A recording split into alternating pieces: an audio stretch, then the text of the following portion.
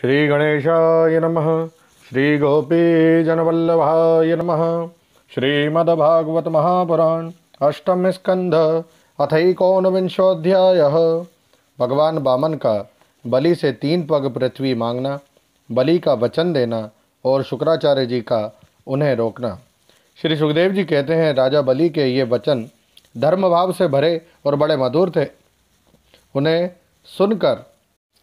उन्हें सुनकर भगवान वामन ने बड़ी प्रसन्नता से उनका अभिनंदन किया और कहा, श्री भगवान ने कहा कि राजन, आपने जो कुछ कहा वे आपकी कुल परंपरा के अनुरूप धर्म भाव से परिपूर्ण, यश को बढ़ाने वाला और अत्यंत मधुर है। क्यों ना हो, परलोक हितकारी धर्म के संबंध में आप भृगुपुत्र शुक्राचार्य को परम प्रमाण जो मानते हैं, साथ ही अपने कुल वृद्ध पितामह परम शांत प्रहलाद जी की आज्ञा भी तो आप वैसे ही मानते हैं। आपकी वंश परंपरा में कोई धैर्यहीन अथवा कृपण पुरुष कभी हुआ ही नहीं।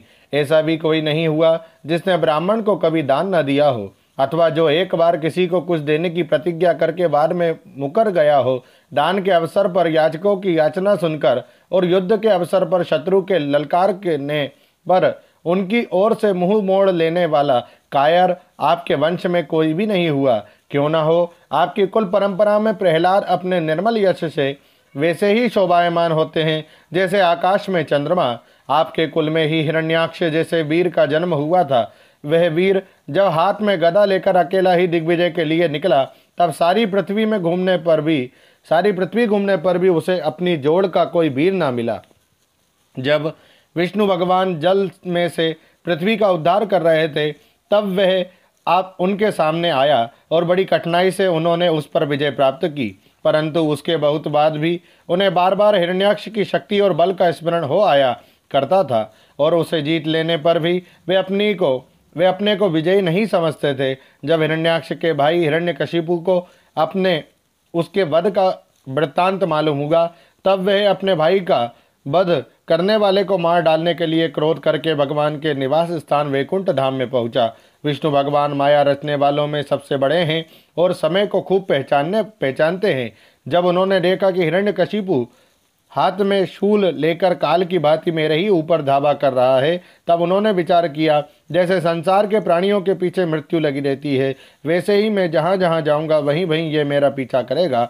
इसलिए मैं इसके हृदय में प्रवेश कर जाऊँ, जिससे यह मुझे देख ना सके, क्योंकि यह तो बहिर्मुख है, बाहर की वस्तुएं ही देखता है। असुर शिरोमणे जिस समय हिरण्यकशिपु उन पर झपट रहा था, उसी समय ऐसा निश्चय करके डर से कांपते हुए विष्णु भगवान ने अपने शरीर को सूक्ष्म बना लिया और उसके प्राणों के द्वारा नासिका में से होकर हृदय में जा बैठे।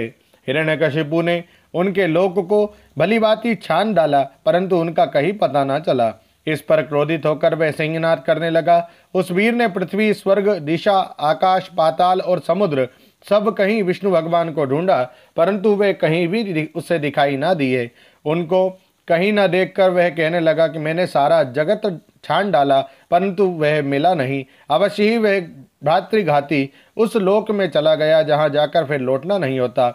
बस अब उससे वैर भाव रखने की आवश्यकता नहीं, क्योंकि वैर तो देह के साथ ही समाप्त हो जाता है। क्रोध का कारण अज्ञान है और अहंकार से उसकी वृद्धि होती है। राजन, आपके पिता प्रहलाद नंदन विरोचन बड़े ही ब्राह्मण भक्त थे। यहाँ तक कि उनके शत्रु देवताओं ने ब्राह्मणों का वेश बनाकर उनसे उनकी आयु का दान मांगा, और उन्होंने ब्राह्मणों के छल को जानते हुए भी अपनी आयु दे डाली। आप भी उसी धर्म का आचरण करते हैं जिसका शुक्राचार्य आदि गृहस्थ ब्राह्मण आपके पूर्वज प्रहलाद और दूसरे यशस्वी वीरों ने पालन किया है। दैत्येंद्र, आप मुंह मांगी वस्तु देने वालों में श्रेष्ठ है। इसी से मैं आपसे थोड़ी सी पृथ्वी केवल अपने पैरों से 3 डग मांगता हूँ। माना कि आप सारे जगत के स्वामी और बड़े उदार हैं, फिर भी मैं आपसे इससे अधिक नहीं चाहता। विद्वान पुरुष को केवल अपनी आवश्यकता के अनुसार ही दान स्वीकार करना चाहिए, जिससे वह प्रतिग्रह जन्य पाप से बच जाता है। राजा बलि ने कहा, ब्राह्मण कुमार, तुम्हारी बातें तो वृद्धों जैसी है, परंतु तुम्हारी बुद्धि अभी बच्चों की सी ही है। अभी तुम हो भी तो बालक ही ना, इसी से अपना हानि लाभ नहीं समझ रहे हो। मैं तीनों लोकों का एकमात्र अधिपति हूँ और द्वीप का द्वीप दे सकता हूँ। मुझे अपनी वाणी से प्रसन्न कर लें और मुझसे केवल 3 डग भूमि मांगे, वह भी क्या बुद्धिमान कहा जा सकता है?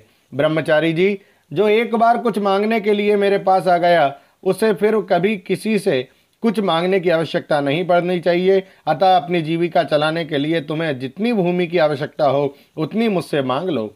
श्री भगवान ने कहा, राजन, संसार के सब प्यारे विषय एक मनुष्य की कामनाओं को भी पूर्ण करने में समर्थ नहीं है। यदि वह अपनी इंद्रियों को वश में रखने वाला संतोषी ना हो, जो 3 पग भूमि से संतोष नहीं कर लेता, उसे 9 वर्षों से युक्त एक द्वीप भी दे दिया जाए तो भी वह संतुष्ट नहीं हो सकता, क्योंकि उसके मन में 7 द्वीप पाने की इच्छा बनी ही रहेगी। मैंने सुना है कि पृथु गए आदि नरेश 7 द्वीपों के अधिपति थे, परंतु उतने धन और भोग की सामग्रियों के मिलने पर भी वे तृष्णा का पार ना पा सके। जो कुछ प्रारब्ध से मिल जाए उसी से संतुष्ट हो रहने वाला पुरुष अपना जीवन सुख से व्यतीत करता है, परंतु अपनी इंद्रियों को वश में ना रखने वाला तीनों लोकों का राज्य पाने पर भी दुखी ही रहता है, क्योंकि उसके हृदय में असंतोष की आग धधकती रहती है। धन और भोगों से संतोष न होना ही जीव के जन्म मृत्यु के चक्कर में गिरने का कारण है, तथा जो कुछ प्राप्त हो जाए उसी में संतोष कर लेना मुक्ति का कारण है। जो ब्राह्मण स्वयं प्राप्त वस्तु से ही संतुष्ट हो रहता है, उसके तेज की वृद्धि होती है। उसके असंतोषी हो जाने पर उसका तेज वैसे ही शांत हो जाता है जैसे जल से अग्नि। इसमें संदेह नहीं है कि आप मुंह मांगी वस्तु देने वालों में शिरोमणि हैं, इसलिए मैं आपसे केवल 3 पग भूमि ही मांगता हूँ। इतने हिस्से ही मेरा काम बन जाएगा। धन उतना ही संग्रह करना चाहिए जितने की आवश्यकता हो। श्री सुखदेव जी कहते हैं, भगवान के इस प्रकार कहने पर राजा बलि हंस पड़े। उन्होंने कहा, अच्छी बात है, जितनी तुम्हारी इच्छा हो उतनी ही ले लो। यूँ कहकर भगवान को 3 पग पृथ्वी का संकल्प करने के लिए उन्होंने जलपात्र उठाया। शुक्राचार्य जी सब कुछ जानते थे, उनसे भगवान की यह लीला भी छिपी नहीं थी। उन्होंने राजा बलि को पृथ्वी देने के लिए तैयार देखकर उनसे कहा। शुक्राचार्य जी ने कहा, विरोचन कुमार, ये स्वयं अविनाशी भगवान विष्णु हैं। देवताओं का काम बनाने के लिए कश्यप की पत्नी अदिति के गर्भ से अवतीर्ण हुए हैं। तुमने ये अनर्थ ना जानकर कि ये मेरा सब कुछ छीन लेंगे, इन्हें दान देने की प्रतिज्ञा कर ली। यह तो दैत्यों पर बहुत बड़ा अन्याय होने जा रहा है, इसे मैं ठीक से नहीं समझता। स्वयं भगवान ही अपनी योग माया से यह ब्रह्मचारी बनकर बैठे हुए हैं। ये तुम्हारा राज्य, ऐश्वर्य, लक्ष्मी, तेज और विश्व विख्यात कीर्ति सब कुछ तुमसे छीनकर इंद्र को दे देंगे।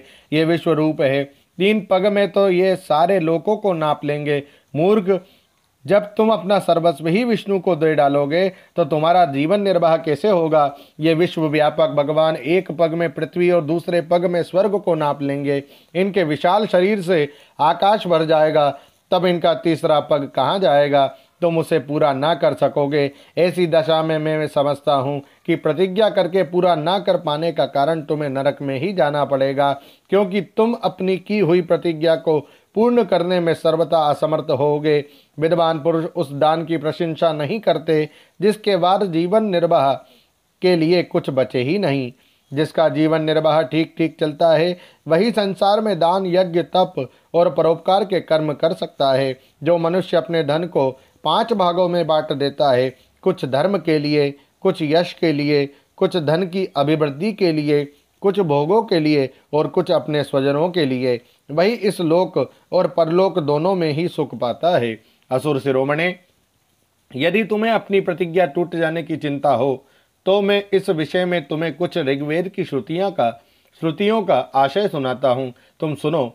श्रुति कहती है, किसी को कुछ देने की बात स्वीकार कर लेना सत्य है और नकार जाना अर्थात अस्वीकार कर देना असत्य है। ये शरीर एक वृक्ष है और सत्य इसका फल फूल है, परंतु यदि वृक्ष ही ना रहे तो फल फूल कैसे रह सकते हैं? क्योंकि नकार जाना, अपनी वस्तु दूसरे को ना देना, दूसरे शब्दों में अपना संग्रह बचाए रखना, यही शरीर रूप वृक्ष का मूल है। जैसे जड़ न रहने पर वृक्ष सुख थोड़े ही दिनों में गिर जाता है, उसी प्रकार यदि धन देने से अस्वीकार ना किया जाए तो यह जीवन सूख जाता है। इसमें संदेह नहीं है। हाँ, मैं दूंगा, ये वाक्य ही धन को दूर हटा देता है, इसलिए इसका उच्चारण ही अपूर्ण अर्थात धन से खाली कर देने वाला है। यही कारण है कि जो पुरुष हाँ मैं दूंगा ऐसा कहता है वह धन से खाली हो जाता है। जो याचक को सब कुछ देना स्वीकार कर लेता है वह अपने लिए भोग की कोई सामग्री नहीं रख सकता। इसके विपरीत मैं नहीं दूंगा, ये जो अस्वीकारात्मक असत्य है वह अपने धन को सुरक्षित रखने तथा पूर्ण करने वाला है, परंतु ऐसा सब समय नहीं करना चाहिए। जो सबसे सभी वस्तुओं के लिए नहीं करता रहता है उसकी अपकीर्ति हो जाती है। वह तो जीवित रहने पर भी मृतक के समान ही है। स्त्रियों को प्रसन्न करने के लिए हास परिहास में, विवाह में, कन्या आदि की प्रशंसा करते समय, अपनी जीविका की रक्षा के लिए, प्राण संकट उपस्थित होने पर, गौ और ब्राह्मण के हित के लिए तथा किसी को मृत्यु से बचाने के लिए असत्य भाषण भी उतना निंदनीय नहीं है।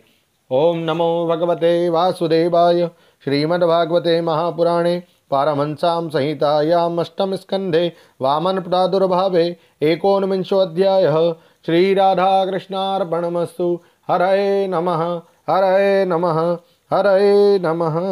जय श्री कृष्ण।